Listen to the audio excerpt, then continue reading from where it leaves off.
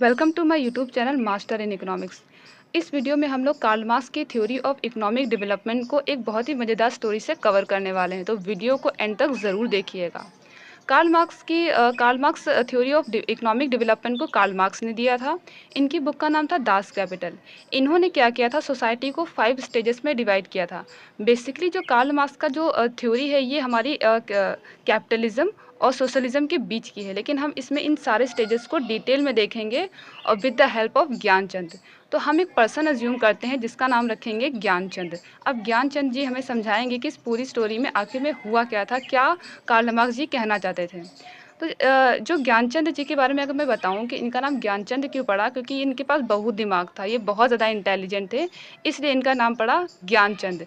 ज्ञानचंद जो जो थे, वो पहले किस में रहते थे, प्रिवेंटिव स्टेज में। जब वो प्रिवेंटिव स्टेज में थे तो ये क्या थे, ये फॉरेस्ट पे मतलब डिपेंडेंट थे। मतलब ये फॉरेस्ट से ही अपना फूड लाना, घर जो है इनका सब कुछ क्या होता था, फॉरेस्ट में रहता था। लेकिन ज्ञानचंद जी बहुत अमीर बनना चाहते थे, तो इन्होंने अपना दिमाग लगाना शुरू किया। इन्होंने कहा चलो अमीर बनते हैं। इसके लिए ये पहले आए स्लेवरी स्टेज में। स्लेवरी स्टेज में इन्होंने क्या किया, जो बाकी लोग हैं ना, उनसे इन्होंने काम लेना शुरू किया, यानी take work under his ownership. इन्होंने क्या किया, अपने ऑनरशिप में काम लेना शुरू किया। पैसा आया, इन्होंने लगा नहीं नहीं, इतने पैसे से क्या होगा, और पैसा कमाते हैं। फिर ये गए फेडरलिज्म स्टेट में। फेडरलिज्म स्टेज में इन्होंने क्या किया, अभी तक तो ये दूसरों से काम ले रहे थे, पर अब ये क्या, दूसरों पे शासन यानी रूल करने लगे दूसरों पे, और धीरे धीरे पैसा और कमाने लगे। इन्होंने कहा नहीं नहीं, इतने पैसों से नहीं, मेरे को और पैसा चाहिए।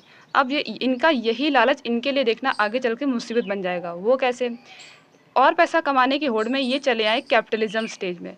कैपिटलिज्म स्टेज में जब ये आए तो इन्होंने देखा कि कैपिटल 3 पार्ट्स में डिवाइड है।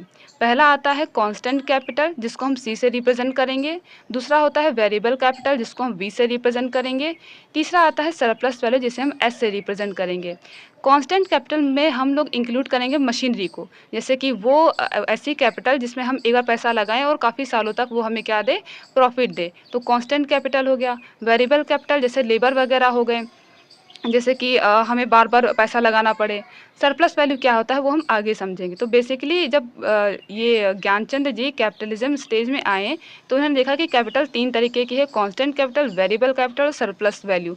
अब इनको यहीं से आइडिया आ गया कि अब इसी से मैं आइडिया निकाल के क्या करूँगा, पैसा कमाऊँगा। देखिए ज्ञानचंद ने सबसे पहले क्या किया, इन्होंने एक दिमाग लगाया। इन्होंने क्या किया, जो लेबर है ना, इनसे ये 10-10, 20-20 घंटे काम लेते थे और सिर्फ उसका आधा पेमेंट करते थे। फॉर एग्जांपल अगर ये 10 घंटे लेबर को लगाए हुए हैं काम में, तो ये सिर्फ 5-6 घंटे का पेमेंट करते थे। बाकी जो पैसा बचा ये अपने पास रख लेते थे, जिसे हम क्या बोलते हैं, सरप्लस वैल्यू, जिसे मैंने अभी बताया था, जो किसका पार्ट है, कैपिटल का।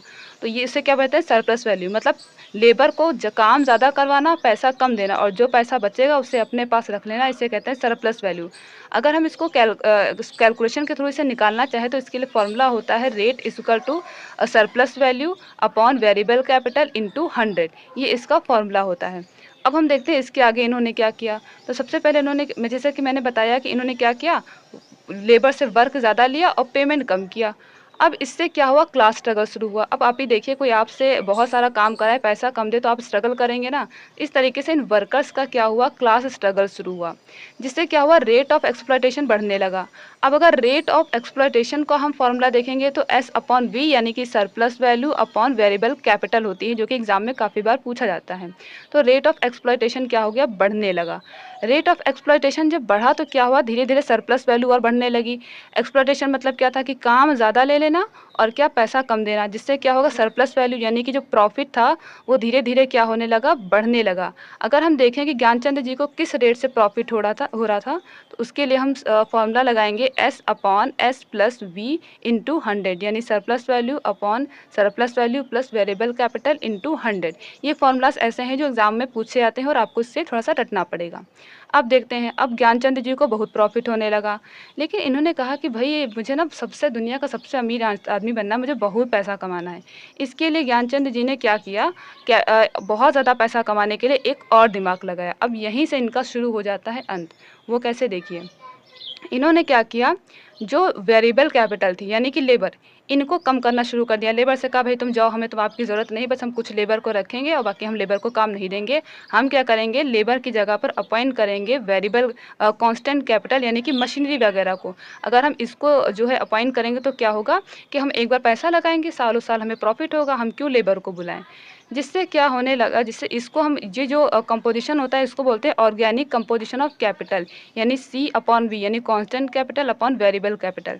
जैसे-जैसे क्या होता है कांस्टेंट कैपिटल बढ़ता चला जाता है, क्या होता है ऑर्गेनिक कंपोज़िशन ऑफ कैपिटल की वैल्यू बढ़ती चली जाती है। जब ऑर्गेनिक कंपोज़िशन ऑफ कैपिटल की वैल्यू बढ़ेगी तो प्रॉफ़िट कम होगा। अब आप सोचेंगे प्रॉफ़िट कैसे कम होगा? देखिए, जब ज्ञानचंद क्या करेंगे, ज़्यादा से ज़्यादा मशीनरी को लगाएँगे और मशीनरी से दिन-रात काम लेंगे, तो मशीनरी हीट भी तो करती है, उसे रिपेयर की ज़रूरत पड़ेगी। मशीनरी कितना भी कोशिश कर ले, वो ह्यूमन की तरह वर्क नहीं कर सकती, जिस वजह से क्या होगा, इनका प्रॉफ़िट कम होने लगा। लेकिन ज्ञानचंद जी को अमीर होने का इतना ज़्यादा शौक चढ़ा था कि वो इस बारे में सोच ही नहीं पा रहे थे। अब ये जो लेबर जो उस समय जो लेबर था, उन्होंने कहा भाई ज्ञानचंद जी का कुछ ज़्यादा ही हो रहा है, इनको थोड़ा-सा देखना पड़ेगा। इन्होंने कहा चलो एक आइडिया निकालते हैं। इन्होंने क्या किया, जो भी काम कर रहे थे ज्ञानचंद जी के यहाँ, उनको ही बुलाया कि भाई सबको बुलाओ।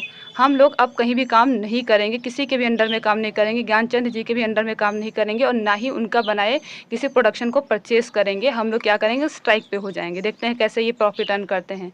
तो इन्होंने क्या किया, लेबर ने एक ग्रुप बना लिया जिसका नाम रखा रिज़र्व आर्मी ऑफ लेबर। इन्होंने अपने ग्रुप का नाम रखा और स्ट्राइक पे बैठ गए। अब ये बताइए, जब लेबर कमाएगा ही नहीं, उसके पास पैसा ही नहीं होगा, तो वो क्या प्रोडक्शन से खरीदेगा? अब ज्ञानचंद कुछ भी प्रोड्यूस कर ले, खरीदेगा कौन? जब कोई खरीद ही नहीं रहा है तो क्या होगा, धीरे-धीरे कंज़म्पशन लेवल क्या हो गया, कम हो गया। अब कंज़म्पशन कम होगा तो जब कोई प्रोडक्शन खरीद नहीं रहा है तो क्या होगा, प्रॉफ़िट ज्ञानचंद जी का कम हो गया और यहाँ से क्या हुआ, डिस्ट्रक्शन ऑफ कैपिटलिज़्म।